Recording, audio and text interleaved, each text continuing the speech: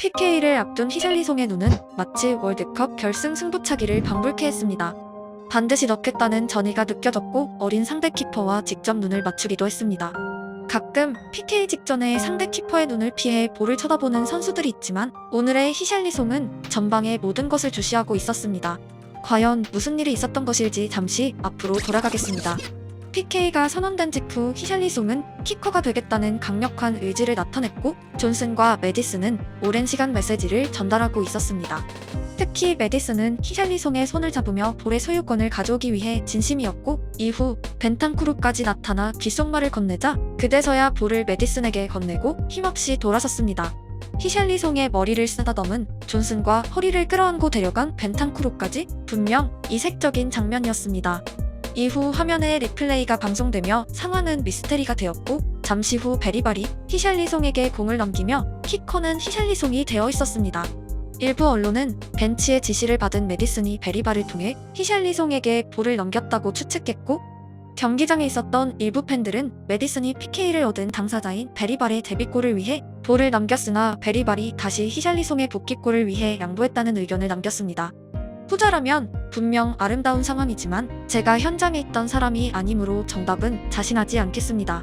다만 최종 키커의 결정까지 상당한 시간과 노력이 필요했고 심지어 승부처였기에 히샬리송은 처음부터 내정된 키커들에 비해 다소 불안정한 상태로 키퍼를 마주했고 말 그대로 반드시 넣어야만 하는 상황이었습니다. 여기서 또 하나의 반전이 일어났습니다. 살기 어린 그의 눈빛은 마치 그물을 찢어버릴 태세였고 보통의 경우 힘이 들어간 키커의 PK는 홈런 혹은 골대입니다. 하지만 히샬리송은 눈빛과 달리 부드러운 출발을 했고 파넨카에 가까운 가벼운 터치로 볼을 정중앙으로 전달했습니다. 반드시 넣겠다는 의지와 달리 그의 머릿속은 백지가 아니었고 긴장하지 않고 있었다는 의미입니다.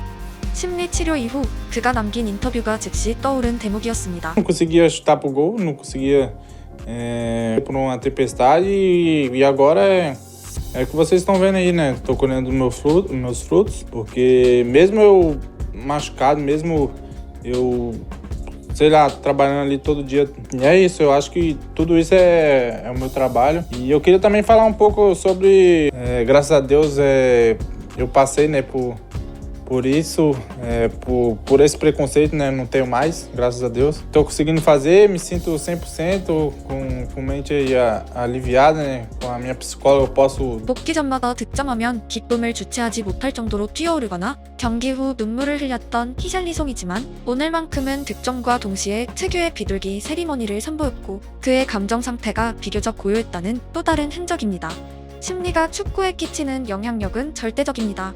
지나치게 긴장하거나 경직된 히샬리송의 경우 퍼스트 터치의 실패, 어이없는 슈팅과 극도로 거친 파울, 그리고 무리한 동작으로 인한 부상과 상대팀의 자극에 흥분하는 상황 등 다양한 리스크를 안고 있었습니다.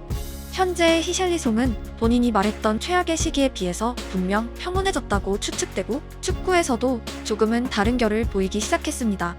마치 한 마리의 야생마가 점점 스스로를 컨트롤하는 경주마가 되는 과정 같기도 합니다.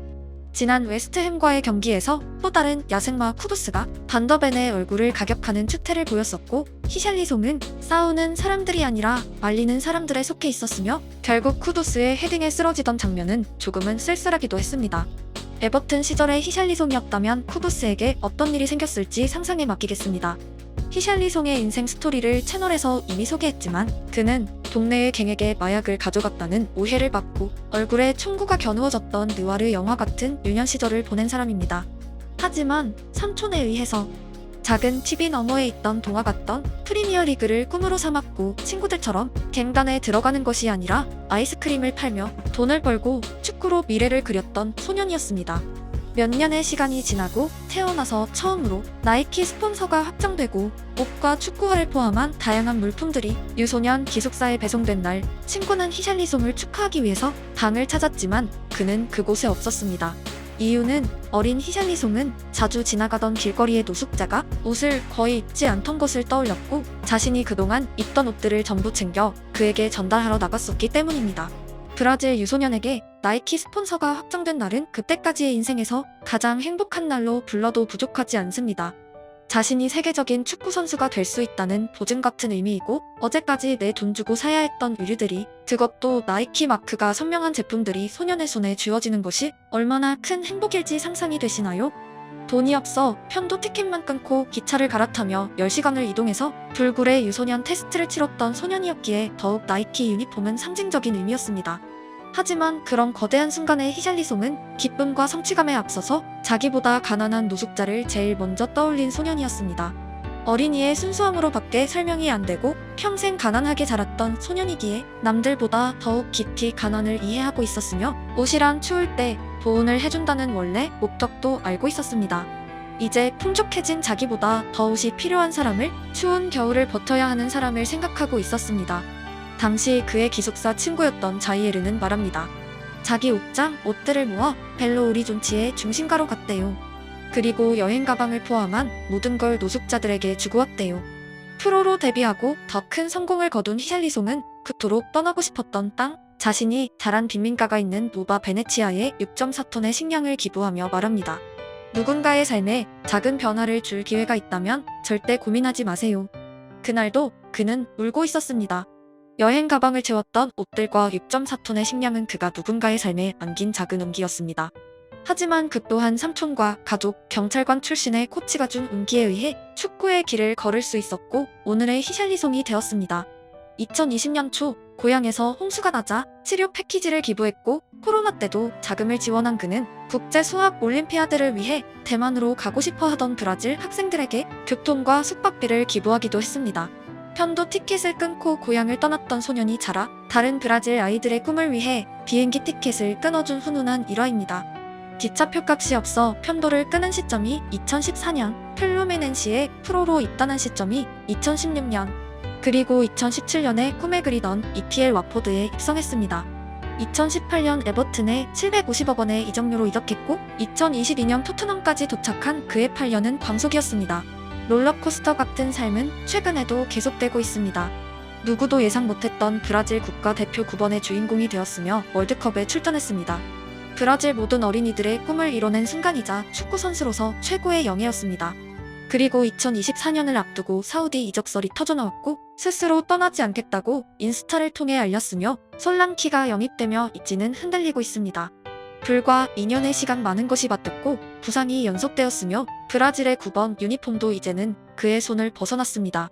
복귀전에서 히샬리송은 돌아와서 다행이다. 모든 악으로부터 저를 구하소서라는 메시지를 올렸고 캡틴은 좋아요로 환영했습니다. 그리고 오늘 오랜만에 득점에 성공했고 손흥민은 토트넘이 올린 오늘의 모든 게시물 중 유일하게 히샬리송의 득점 사진에 좋아요로 축하했습니다. No pubs, eu fui para a seleção, fui pouco teimoso também, né? Porque esse aqui, o som também já tinha falado para mim fazer a operação, né? Porque todos estavam vendo que eu estava sofrendo ali. E eu fui teimoso porque eu queria estar lá na seleção, né? Eu queria estar lá. Fui mal.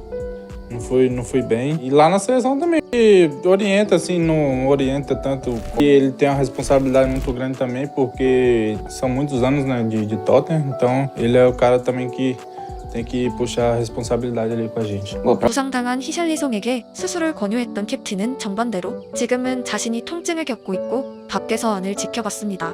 축구계엔 다양한 이야기가 있습니다. 인간 승리의 교과서도 있고 성장과 성공의 메시지도 있습니다. 하지만 뿌리에는 언제나 사람이 있습니다.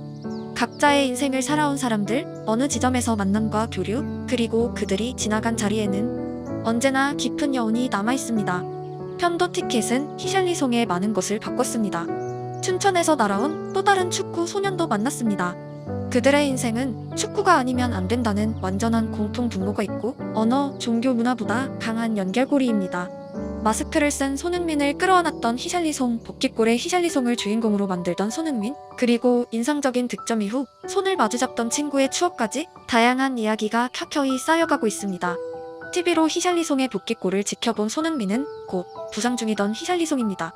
누가 더 많이 남느냐는 경쟁 종목에서 누가 더 낭만적인가란 또 하나의 이야기가 영원하길 바라고 그들 모두가 악으로부터 구원받길 기원합니다.